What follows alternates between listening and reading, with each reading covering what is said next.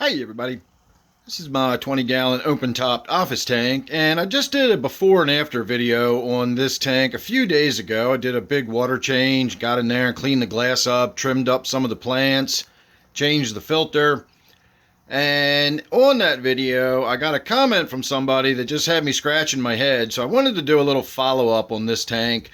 I personally think this tank looks absolutely beautiful. Love the way it looks. The only problem with it before was that the plants were getting a little overgrown. It was getting a little difficult to see in the tank.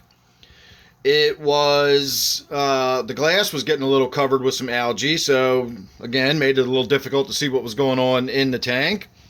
And my filter was clogged up. I just hadn't changed the mechanical filter in it in a very long time. And so we did that, and we got the tank looking all nice and good again.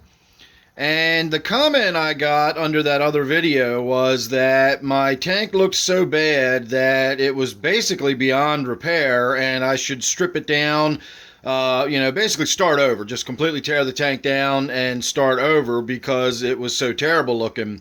So I'm not sure what tank they were looking at, but the video was of this tank, and so again, not really sure how someone came to the conclusion that this tank was so hideous that it was beyond repair and needed to be torn down and started over.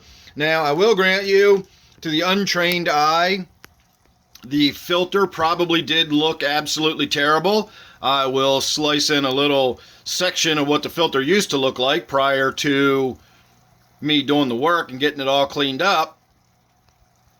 But nothing was really wrong with that filter. It was simply a lot of Java moss growing on it. The only thing you could complain about that filter was that I hadn't changed the mechanical filter in long enough that it had sort of backed up and clogged and was just kind of flowing around it.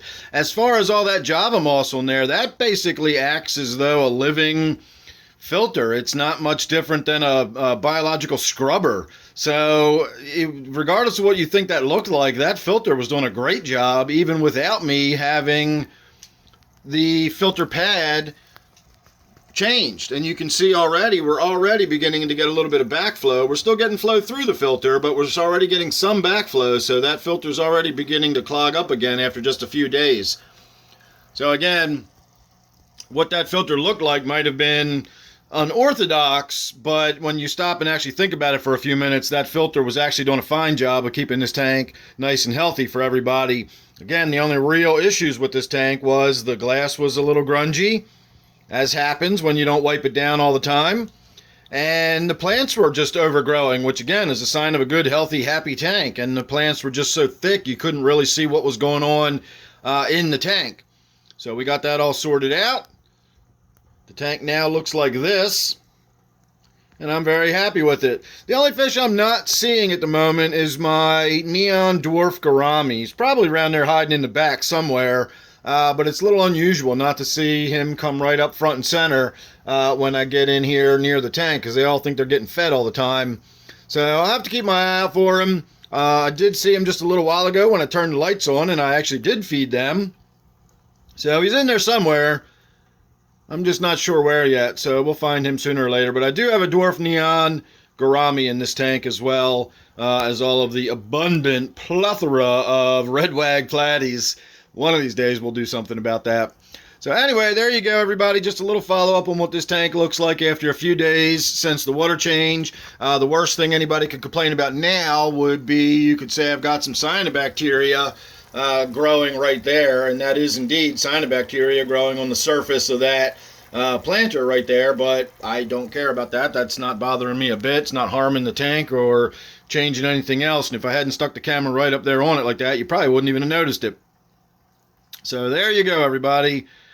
Make sure you're subscribed, do all that good YouTube stuff. Don't forget, I do a live stream every Friday night and Sunday night at 8 p.m. Eastern Time. Make sure you're subscribed so you don't miss that. Ring that bell, again, all that good YouTube stuff. And thanks for watching this one, and I will see you real soon on the next one.